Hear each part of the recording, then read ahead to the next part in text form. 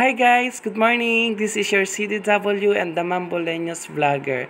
Alam niyo na po ako po talaga ay naghahanda sa assessment na gagawin po dito sa akin daycare center sa March 14.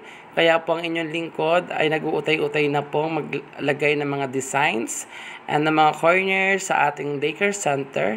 Ngayong araw po, ang ginagawa ko po is yung birthday corner na kung saan po doon po nakalagay ang mga magse-celebrant o magse-celebrate ng kanilang birthday.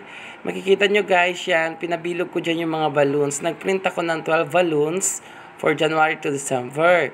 So, yung ginawa ko po dyan, meron lang po akong ginamit na double-sided tape para po madali po matagkal. And kung aalisin man po natin at babaguhan po natin yung balloons na nakadikit dyan, madali lang po yun. Pupunasan lang natin siya ng basang-basahan para po matagkal yung pagkadikit ng papel. And matagkal din po yung double-sided tape. Kasi po kapag ganun pong ginawa natin, hindi po natatagkal or nababaklas ang pintura ng ating mga father. Lalo na po ang aking father dito sa aking school is talaga pong murals na po. Nagpa-mural po ako nito para po mas maganda na pong tingnan. Eto guys, tapos ko na yung 12 months. Then nagprint po ako dyan ng mga picture ko. Picture ng mga estudyante ko. Siyempre si sir, ang kanilang sir is nagbe-birthday po yan ng July. Kaya kasama dyan. Makikita nyo dyan, mas malaki dyan yung picture ko. Yung sa kanila is parehas lang po ng size. Ayan, nagprint na ako niyan, then nag-cut out na ako. Ididikit ko po yan maya-maya dun sa mga balloons na ginawa ko. Ito na po, may nakadikit na pong balloons. So, ang ilalagay ko na lang po dyan is yung for the month of November and December. Pagkatapos po niyan, didikit po ako niyan sa gitna ng may happy birthday na may mga designs din po ng balloons para po okay pong tingnan. Sa mga co-daycare worker ko dyan, kung gusto nyo po makakuha ng idea, manood lang po kayo sa mga vlog ko na aking ina-upload sa YouTube and sa aking Facebook page, and syempre po sa ating Facebook page ng mga child development workers sa buong Pilipinas. Heto po, matututo po kayo gumawa ng mga designs habang kayo po ay nanonood sa aking mga videos.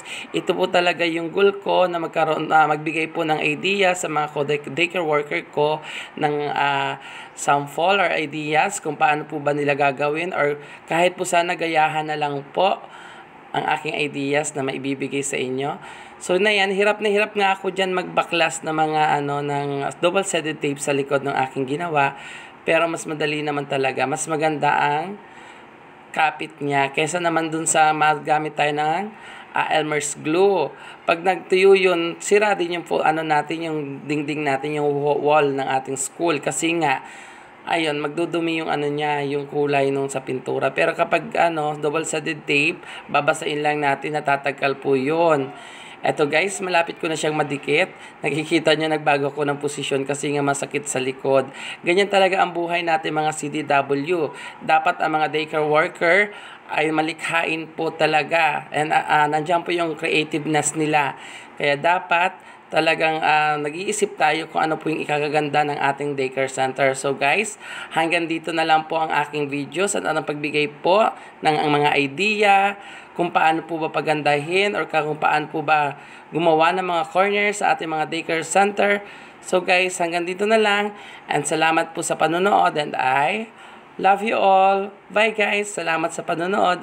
Diba happy ako dyan guys. Bye! Wow! Woo!